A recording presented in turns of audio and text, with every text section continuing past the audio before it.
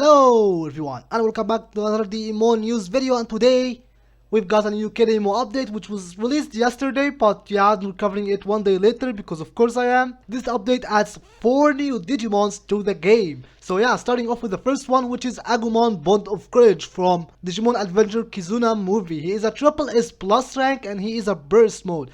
His attribute is vaccine, fire attribute, and his family is VB and NSP. He's a triple S plus Digimon. He have 4 skills, which is pretty cool. The fourth skill is actually a buff, so the first skill have 4 seconds cooldown and the second skill have 9 seconds cooldown, and his third skill is 55 seconds cooldown, and his fourth skill, Agumon's Courage, which buffs all party members including yourself, a skill damage bonus, and it have a 10 seconds cooldown, and the duration I think is 1 minute, so it have 100% uptime. This is actually very unique. I really like this idea of having a buffer Digimon, and yeah, it's pretty cool.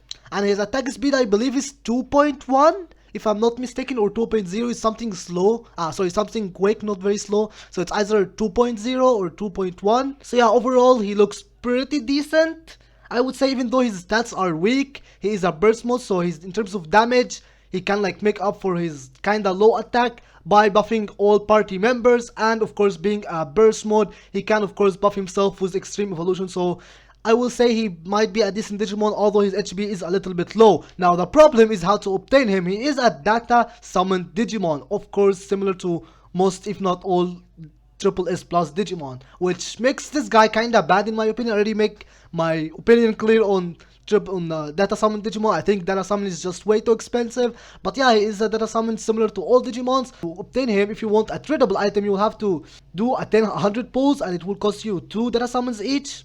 Or if you want him for cheaper but character bound, it's this one for 70 pulls, it costs 2 data summons each, so that is 140 data summons to guarantee him, which is ridiculously expensive. We're talking about $1,400 for a single Digimon. Obviously my opinion on that is that it's just too expensive. Even if I think he's a very good concept to have a buffer Digimon, he's just too expensive. So yeah, there's Agumon Bond of Courage, in my opinion a good Digimon but too expensive. So yeah, let's move on to the 3 new Digimons, and they are, well, 2 of them are just half of the Jokers, which is Deadly Axemon and Skullknightmon, both from Digimon Cross Wars. If you guys watched Cross Wars, then you know them. You know Darkknightmon is a Jogris, so both of Digimons that make him up are released. They are obviously nothing special, they are not even ranked, so I think they are like an mature, they are adults even, like champion level Digimons, and they will fuse together to make Darkknightmon, which is an S plus rank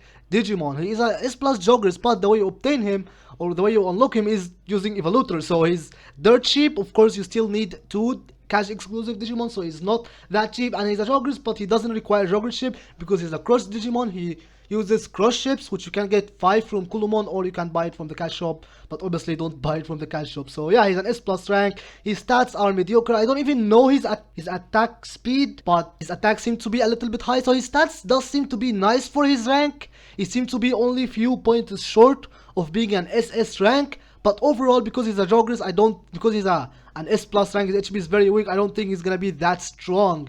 But we'll see, because he's a somewhat cheap Digimon. Will be able to obtain him day 1, so subscribe if you don't want to miss that. Obviously he looks very cool. I'm very excited for him because I'm a big fan of Digimon Cross Wars, so yeah, I can't wait to get my hand on this guy. But one thing I will say, which is gonna be a bit more of a speculation, since we seem to be getting more Cross Wars content, we actually might see more Cross Wars related Digimon like Tactimon, Blastomon, and we might even start getting the Death Generals. That would be the coolest thing ever. And maybe eventually we can get Bagramon and Darkness Bagramon, and that obviously will need Darkknightmon to obtain. So I'm very excited for that. If that's the case, if we keep getting more crossword Digimon, I would be very happy. I just hope most of them aren't like crazy expensive data summon Digimon. I hope some of them are decently strong and reasonably obtainable for most players. But yeah, this is the update for new Digimons. Of course, the main thing for me at least is Darkknightmon, because I'm a huge Cross Wars fan, and I think Darkknightmon was a really good character. I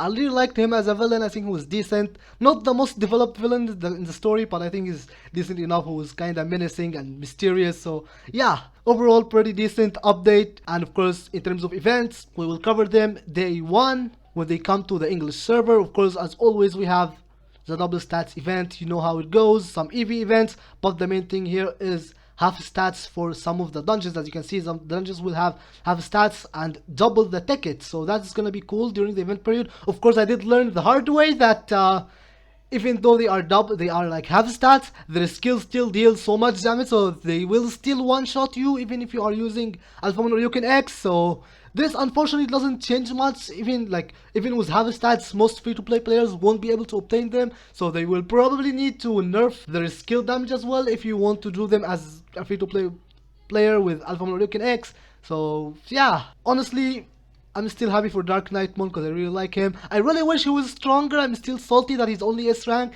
Like, come on guys, this guy gave Shoutmon Crossfire for his money, okay? This guy wasn't like an S plus rank. He was definitely stronger than that. I would have loved if he was an SS or an SS plus even.